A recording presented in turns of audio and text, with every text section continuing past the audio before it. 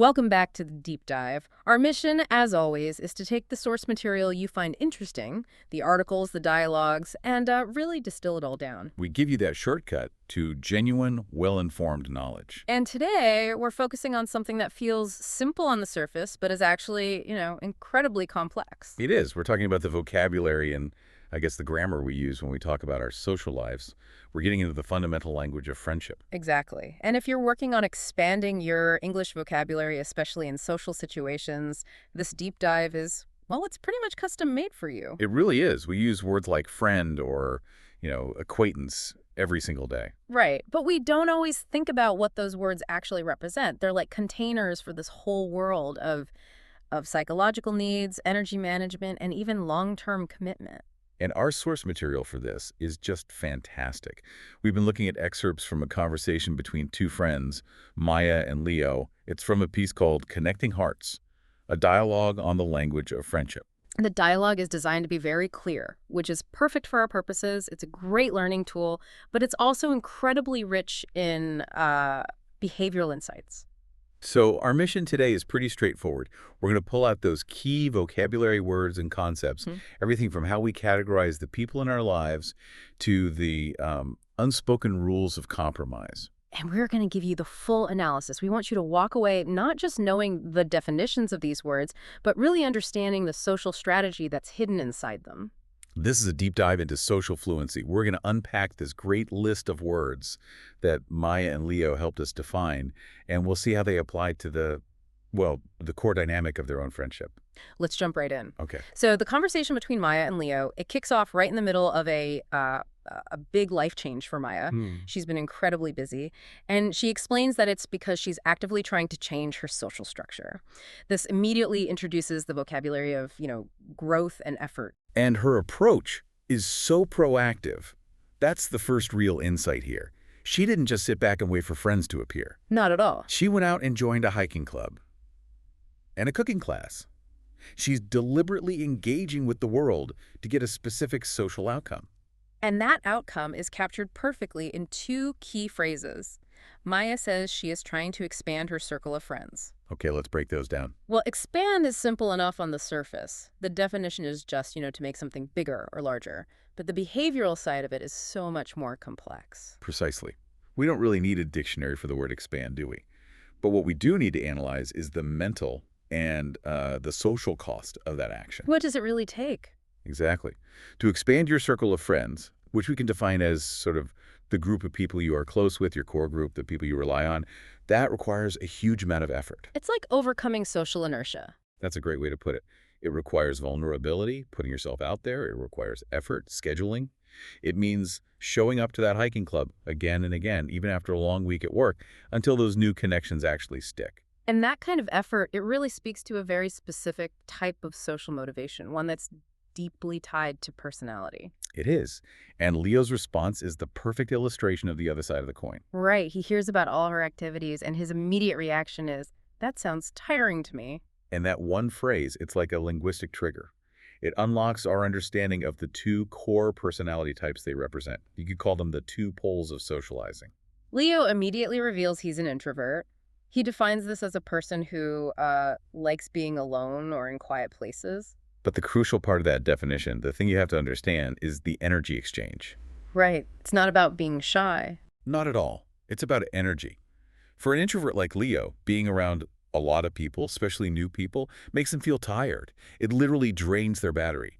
So for him, the perfect interaction is quiet, it's focused, one-on-one. Like the coffee chat they're having at that very moment. Exactly. That's Yeah. the essential psychological takeaway. Introversion is not shyness, it's energy management. For an introvert, every large social event is. It's like a withdrawal from their internal energy bank. They have a social energy budget. That's it, a social energy budget. And they have to be really selective about where they spend it to avoid, complete burnout. Leo says he'd rather stay home with a book because that's how he recharges. And Maya is the perfect counterpoint. She identifies as the complete opposite, an extrovert. And her definition is the mirror image of his. She says she's someone who gets energy from being around other people. So for her, staying home alone for too long actually drains her battery. She starts to feel sad or bored. She recharges by interacting with the external world. This contrast, it just informs their entire conversation about friendship strategy. For Maya, the extrovert, socializing is a necessity. It's a form of self-care. She needs to socialize, which is a great verb Leo defines as simply spending time with other people for fun. So Maya socializes by going to parties, joining clubs, chatting with everyone. For her, that expansion, that high-frequency interaction, it's essential. But for Leo, that exact same activity, a loud party, a packed cooking class, it would be actively damaging to his energy levels. It would be a massive withdrawal from his energy bank. And this immediately helps you, the listener, understand your own social needs, right? It does. If you find yourself consistently just drained after large events, you might share Leo's profile. You might need to adopt his strategy of prioritizing smaller, quieter environments. And if you thrive on that activity, if you come home from a party feeling buzzed and energized, then you probably align more with Maya. The vocabulary doesn't just describe the personality, it actually helps prescribe the right social strategy for you. It also highlights a challenge, though. For extroverts like Maya who are always trying to expand their circle, there's a risk. That need for constant social energy can lead to a focus on just volume, sheer numbers, rather than depth. And that is the exact problem we're going to see Maya run into later on. Meanwhile, the introvert, Leo, by his very nature, manages his social world by keeping that circle of friends small and manageable. He instinctively prioritizes high quality over high quantity, a concept we will definitely return to. Exactly. That first reaction from both of them tells us everything about their fundamental approach to relationships. Maya seeks breadth and Leo demands depth. Okay, so Maya has put in all this work. She's been busy trying to expand her circle. So the next natural, and I think really crucial question is, what kind of people has she actually met? Yes. Did she make any new friends or did she just meet a bunch of new faces? This is where the conversation shifts from the general idea of socializing to the specific, nuanced hierarchy of connection. This is where we get that crucial filtering mechanism, the difference between just knowing someone and, truly connecting with them. Familiarity versus intimacy. Leo is the one who asks. He says, "Did you make any real friends at the hiking club? Or are they just acquaintances?" And that word, acquaintance, is so essential for social fluency. If you're learning English, this is a word you absolutely need to understand, and the source material defines it beautifully. It does. An acquaintance is someone you know a little bit. Maybe you know their name, you say hello, but, and this is the key part, you are not close friends. It's a low commitment, very low stakes kind of relationship. And Leo's example it completely nails the distinction. It gives you that perfect real-world context. What does he say? He says, acquaintances are like the people I work with. I know them, but I don't call them on the weekend. Ah, that's perfect. That shows the relationship is situational, isn't it? Exactly. It exists within the boundaries of a specific place, the office, the gym, the hiking trail, but there's no expectation of, voluntary interaction outside of that. No emotional disclosure, no mutual support when things get tough. Right. And this is where the deeper psychological insight is. Acquaintances aren't useless. They serve a really valuable purpose. Like what? Well, they provide social practice. They make public life feel smoother, less anonymous. And for an extrovert like Maya, they help fulfill that need for frequent, low-energy interaction. A quick chat by the water cooler. But they require zero emotional labor. And they offer no support in a crisis. Exactly. Recognizing that distinction is the key to managing your social expectations. You can't expect an acquaintance to act like a friend. But Maya does mention one person, Sarah, from the hiking club. And this is the exception that really proves the rule. Ah, yes. She says they've developed a good connection and a bond. Those words signal that this particular relationship is moving up the ladder. It's graduating from acquaintance status. Yes, the language completely shifts. It goes from external recognition, I know their name, to a feeling of internal resonance. We understand each other. So a connection between people, according to the source, means you understand each other well. You have the same feelings or ideas, which makes conversation easy. And Maya gives a specific example of that, doesn't she? She does. She says talking to Sarah is just easy. They laugh at the same jokes. And that shared laughter, that's not a small thing. It's a tangible metric of connection. It means you share a similar worldview, a similar sense of what's absurd or funny. That shared sensibility it's like the fertile ground where a real bond can start to grow. A bond is the next level up. It's defined as a strong feeling of friendship or shared experience that ties people together. It's what you build slowly through shared time and I think crucially, shared vulnerability. It's the strength that makes a relationship resilient, right? The thing that lets you disagree or go for a while without talking, but it doesn't break. Precisely. It's what differentiates a work friend from a lifetime friend. Okay, so speaking of building things, quickly, the dialogue then pivots to the modern way of expanding one's circle, using apps or the internet to find friends. Ah, the digital dilemma. And Maya, even though she's the extrovert, she's the one who introduces some healthy skepticism here. She worries that friendships made online can be artificial. A great word. Artificial is defined simply as fake or not real. And Maya's concern is linked to the very curated, performance-based nature of our digital lives. It's a good point. If you meet someone based on their highlight reel, their perfect photos, are you actually meeting the real person?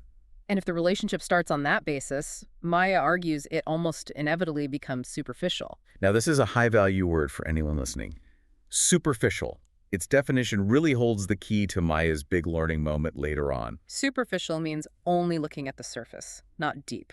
Maya provides the perfect contrast. She says liking someone just because they have nice clothes or a cool job, that's superficial. Whereas liking them because they're kind, because they're smart, because you trust their moral compass. That's deep.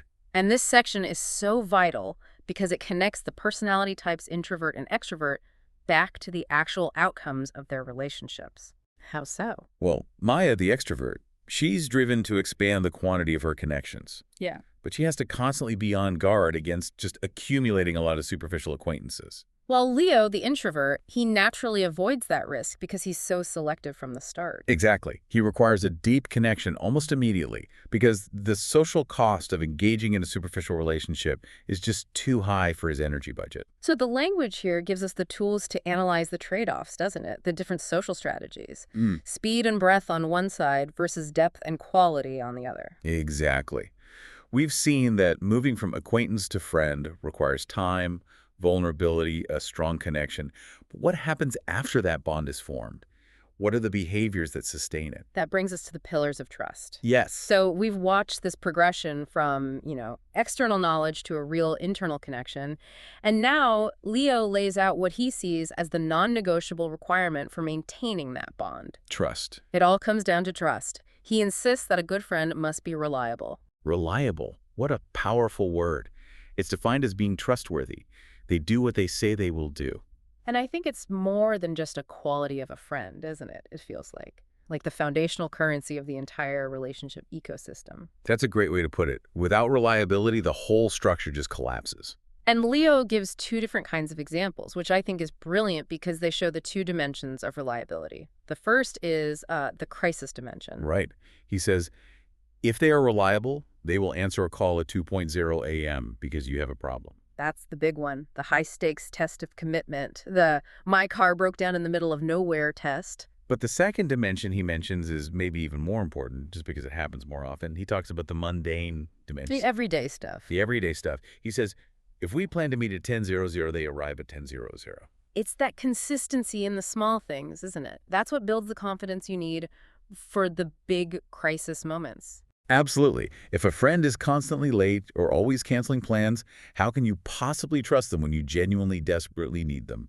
You can't. And Maya totally agrees. She calls that habit of canceling at the last minute very rude. Well, it is. It's an act of deep unreliability. It sends a clear signal that you don't value the other person's time or their commitment. So reliability is fundamentally just respect in action. And this concept of effort and commitment, it transitions them perfectly into talking about distance. Leo uses technology not to expand his circle, but to maintain the existing, deeply valued friendships he already has. Maintain is such a great verb here. It means to keep something in good condition or to make it continue. It's like caring for a plant or a garden. If you stop watering it, it just withers and dies. And Leo's example shows the real effort that's required over a long geographical distance. He says, my brother lives in Canada. I cannot see him, but we text every day to maintain our relationship. That effort of consistency, the daily text, the weekly call, that is the maintenance. It's a strategic, conscious choice to keep the bond strong, even when you can't be in the same room.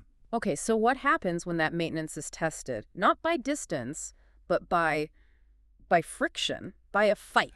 Conflict, yes. Maya introduces this concept, and they define it using three sort of overlapping terms: conflict, disagreement, and arguments.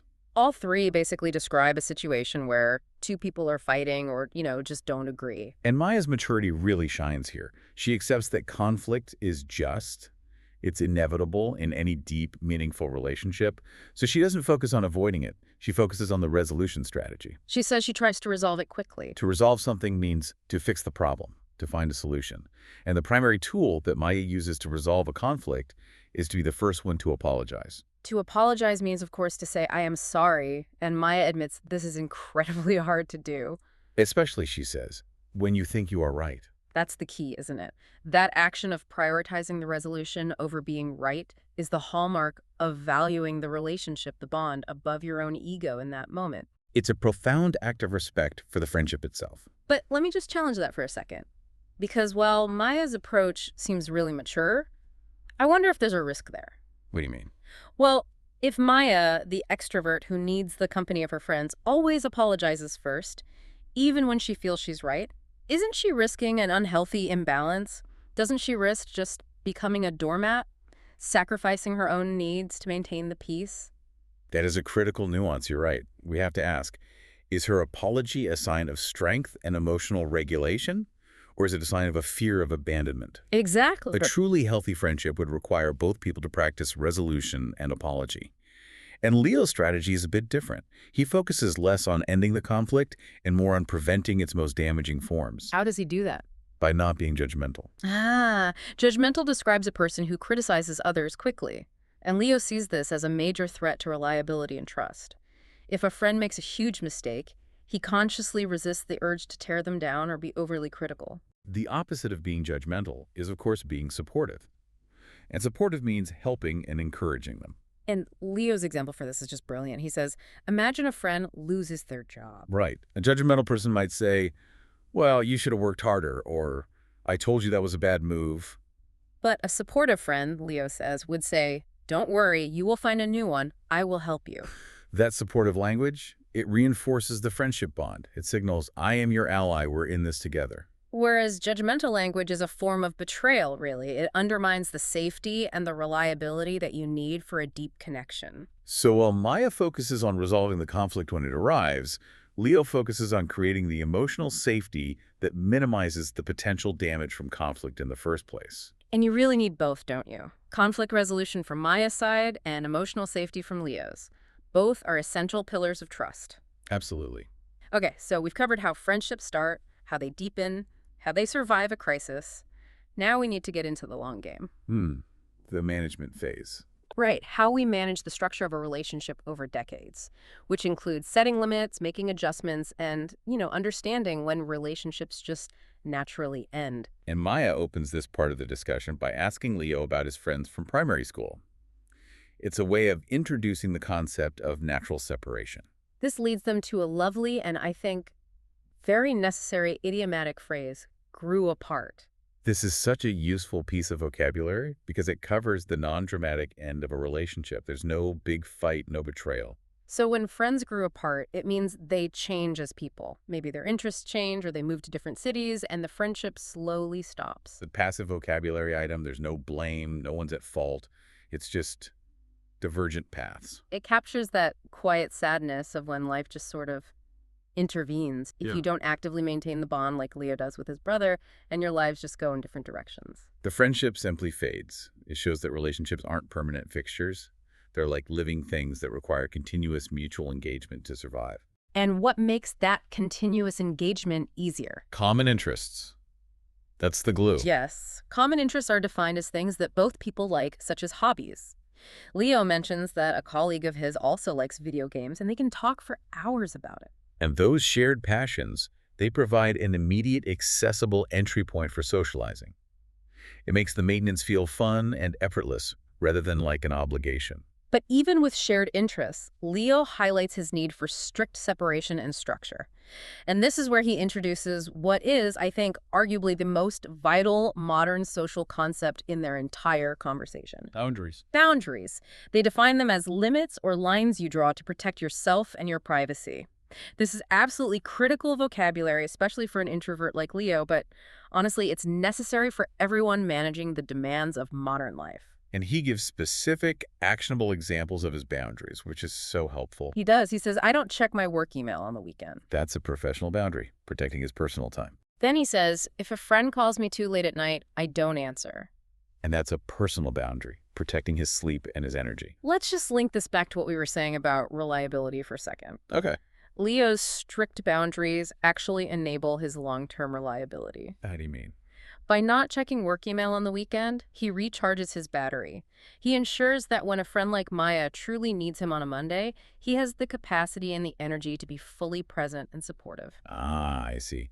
So he's choosing selective, high-quality reliability over an exhausting and probably impossible 247 availability. Well, exactly. And Maya provides the perfect counterexample. She admits she has bad boundaries. Right, because she says yes to every party invitation and ends up physically and emotionally exhausted. Her lack of boundaries means she frequently overcommits. And ironically, that makes her less reliable when her friends actually need her because she's just too drained to show up fully for them. So understanding boundaries is fundamentally about resource management. It's a tool for self-respect, and it prevents the kind of depletion that leads to burnout and, the eventual disintegration of a relationship. Now, despite these deeply contrasting needs, Leo's need for boundaries and quiet, Maya's need for expansion and noise, Leo, offers Maya a really genuine compliment. He does. He tells her that she pushes him out of his comfort zone. Another fantastic mental health phrase. The comfort zone is the mental place where you feel safe and relaxed. For Leo, his apartment is his physical comfort zone. So the busy coffee shop where they're meeting, that's already outside of it for him. But good friends often do that, don't they? They require us to step outside of our safe routine. We do. Maya's role in Leo's life is to gently nudge him toward new experiences or interactions that, while they might initially cause him a little bit of anxiety, they ultimately lead to his growth. A truly deep bond supports growth, not just stasis. And this inherent difference between them and their ability to navigate it, that brings us to the two most powerful concepts for managing these long-term opposite personality friendships. Respect and compromise. First, respect. It's defined as treating each other nicely and listening to each other's opinions, even if they are different. This is like the operating system of their entire friendship. Leo doesn't judge Maya for being loud and busy. Maya doesn't criticize Leo for being quiet and home-focused. They respect the other person's fundamental energy needs. And because that foundation of respect is so solid, they're able to compromise. Compromise, meaning meeting in the middle. And this is a strategic action. Let's just analyze their choice of meeting place for a minute. A coffee shop. It is the perfect example of compromise. It's public, and it involves socializing, which satisfies Maya's extroversion. But it's not a loud, chaotic party, which satisfies Leo's introversion. They chose a time, a place, and a duration that partially satisfies both of their needs, rather than fully satisfying just one of them. This analysis of compromise is so crucial for anyone listening. It's not about making equal sacrifices. It's about making an intentional decision that preserves the health of the relationship by respecting the other person's energy. And that commitment to compromise ensures that even though they are fundamentally different, they are able to continually maintain their relationship without one person always feeling exhausted or deprived. Right. So as their coffee chat starts to wrap up, they shift into the final and I think deeper emotional vocabulary. They circle all the way back to the purpose of Maya's initial drive to expand her circle. And Leo asks her a very pointed question. He asks if, despite all her recent activity, she ever feels lonely. Lonely. Defined as a feeling of sadness because you want company. And this is such a vital distinction from simply being alone. Leo, the introvert, spends a lot of time alone, but he's rarely lonely. Why? Because his time alone is intentional and restorative. It recharges him. But Maya, the extrovert, can be surrounded by people at a party and still feel deeply lonely. And this is the profound insight she offers. She says, you can be in a room with 100 people and still feel lonely if you don't have a real connection with anyone. And that connects directly back to her earlier concern about just accumulating superficial acquaintances. This is the core synthesis of the entire dialogue, isn't it? Yeah. A high quantity of connections is completely irrelevant if the quality of those connections is lacking. Quantity, defined as the number or amount, it just doesn't equal emotional fulfillment. And right at that moment, as the coffee shop gets busier and louder, Leo physically demonstrates his limits. He starts to experience a spike of anxiety. He defines anxiety as feeling nervous or worried. He notes that his heart starts to beat fast and sensory overload is just becoming too much for him. It's the physiological signal that his boundaries are being breached. Yeah. And it forces Maya to realize that her continuous need to expand her circle and socialize has to be balanced by the hard limits of her most valued friend. It reinforces that their differences are real and they require continuous active management. And this leads Maya to deliver the final lesson, which is really the main takeaway of this whole deep dive. The quality of your friends is so much more important than the quantity. They conclude that it is infinitely better to have two amazing, reliable friends like them who understand the need for compromise and boundaries, than 50 superficial acquaintances that you've gathered through a frantic effort to expand. So the extrovert, who naturally seeks breadth, ends up learning the essential value of the introvert's preference for depth and trust. And their entire conversation, which defines so many social rules and terms, it ends up solidifying their own meaningful friendship. Why?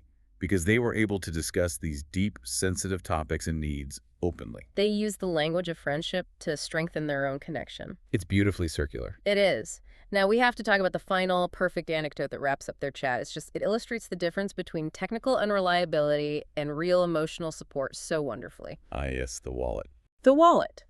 So Maya has just finished this whole discussion about what it means to be a truly reliable, supportive friend, only to pull a classic move. She asks Leo to pay for the coffee because she forgot her wallet. It's the highest form of social irony.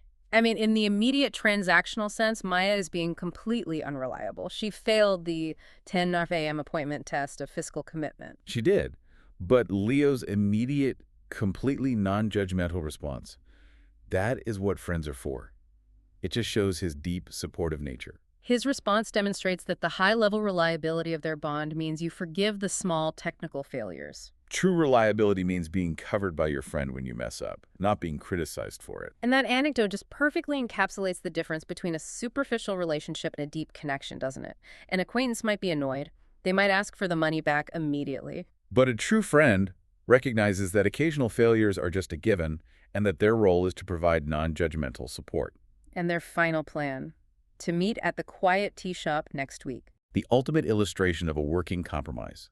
They use the very language they just defined to actively manage, maintain, and structure their unique relationship for future success. Just a perfect ending. So this deep dive into Maya and Leo's dialogue, it was really a concentrated learning session, wasn't it? It focused on essential social vocabulary.